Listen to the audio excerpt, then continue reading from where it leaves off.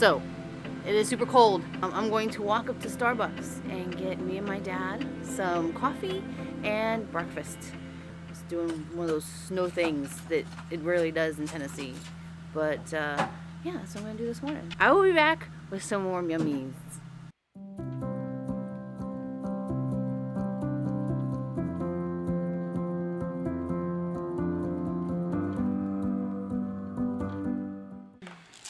Toma.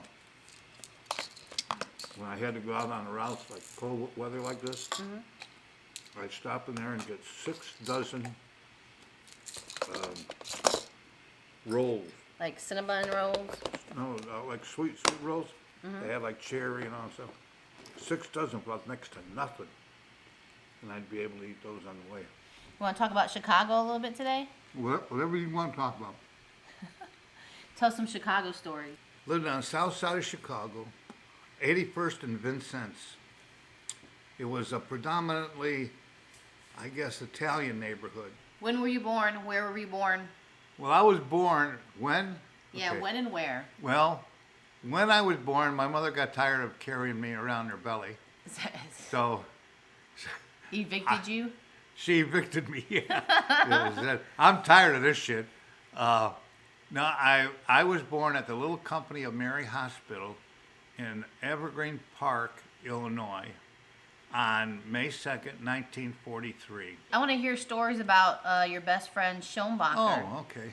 Schoenbacher, Richard Schoenbacher. Yeah, he was German. He had a brother named Skip. And Schoenbacher grew up as a pretty much of a badass. We went to grade school together, and we got to be friends, and I don't know how. But I think that he got tired of seeing this little Italian kid getting his ass beat at school every day and wasn't fighting back. So he'd come and beat the shit out of anybody that was beating the shit out of me. So he was like my savior, you know. I was always, you know, hanging on to him. And I remember one day my mother come home from work, got off the streetcar, and saw this little kid getting his ass beat. So she figured she'd go over and help this little kid. Little did she know this little kid was her own son, who was getting his ass beat by 3 guys from the neighborhood. Okay? And he wasn't fighting back. They were just beating the piss out of him. But why wasn't he fighting back? Because my mama said, do not fight.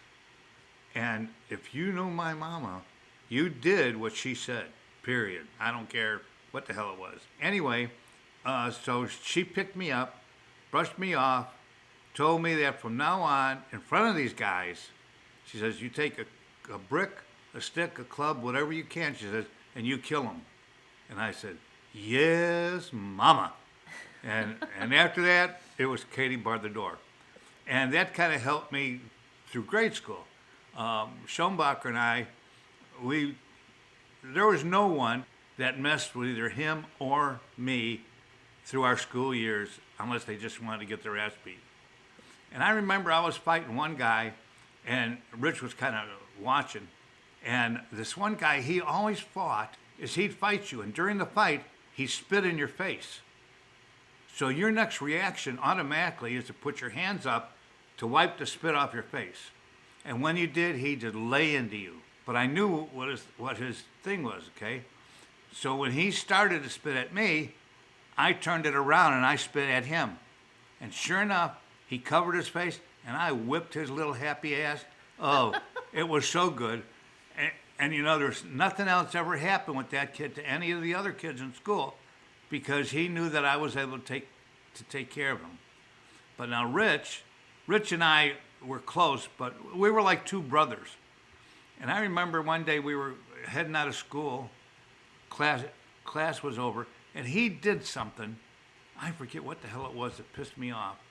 And I got him in trouble in school, right? So we got down to the exit doors. I never made it to the exit door. Schoenbacher turned around and he just laid my ass out. I was out like a damn light. I don't know how the hell I ever woke up. But I woke up, everybody was gone. I was, you know, what the hell happened, you know? And that's when I realized, you know, maybe I really don't want to be doing that, get him in trouble anymore. But after that, I mean, I was always fighting. Schoenbacher was always with me. if you saw one, you saw the other. So we were in the alley down by where the train.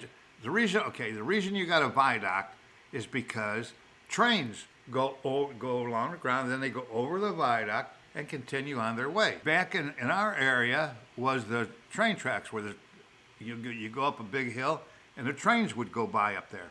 And Rich and I used to go up there and talk to the guy that would change the tracks. We'd watch him move all the levers, and regulate the trains. That was kind of exciting. Rich and I were down there. We're down in the low part where the alleys were and a lot of garbage, So we were playing in this old truck, this old beat-up truck, and he wouldn't let me drive.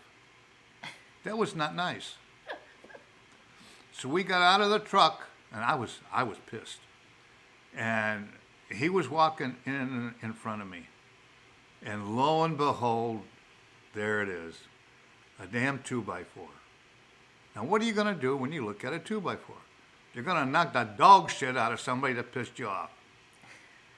So Schoenbacher had his back to me, and I took a swing like I was going for a home run. And I hit him as hard as I could with that damn 2x4 in the back of his head. I figured, I'll knock his little happy ass out. Well, Rich stopped, reached back, rubbed the back of his head, saw a little bit of blood, turned around, looked at me and said, "You shouldn't have done that." And right then I realized there's got to be a God in heaven, because he's got to take me the hell out of here, because he's going to beat my ass. And he did, knocked me out again, laid out there in the damn garbage. So the moral of the story is you don't learn lessons very well, because he knocked you out for getting him in trouble, and then you decided to hit him with a 2x4. And Well, I stutter. oh, See, I see. See, that is my main problem.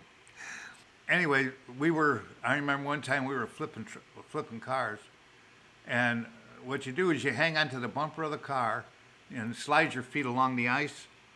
And I mean, you can go for like miles. As long as there's ice on that road, or on the street, you just hang on. When you hit them dry spots, that's when it gets kind of hairy. So this one car was going down our street there, so we both got on the bumper, and the car was able to stop. And I couldn't get my footing because there's too much ice. And I slid underneath the car, still hanging onto the bumper.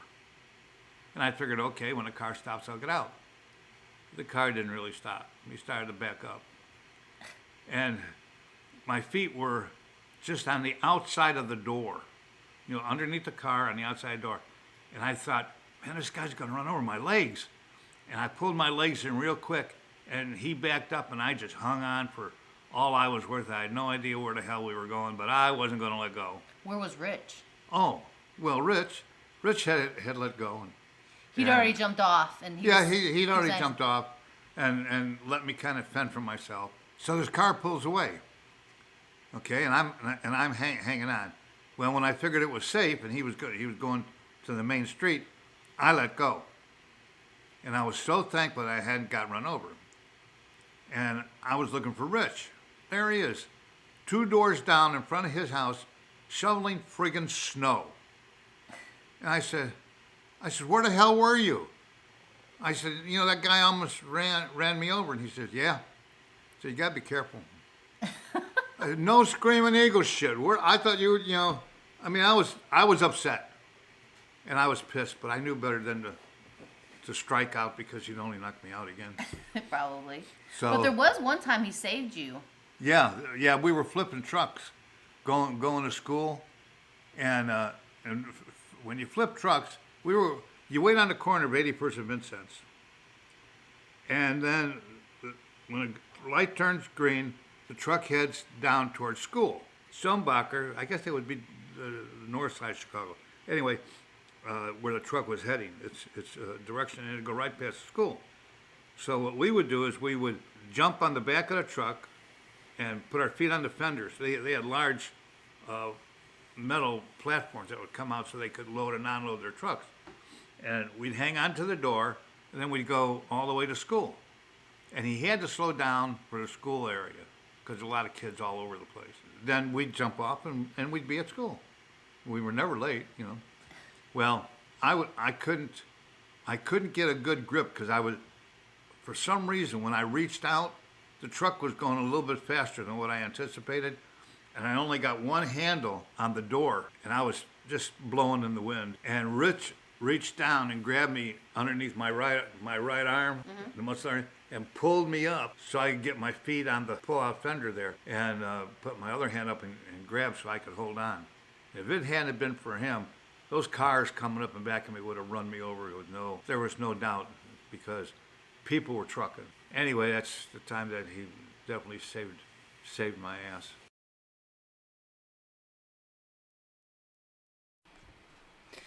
Making some lunch for me and the hubby and the dad. Cast iron for the win.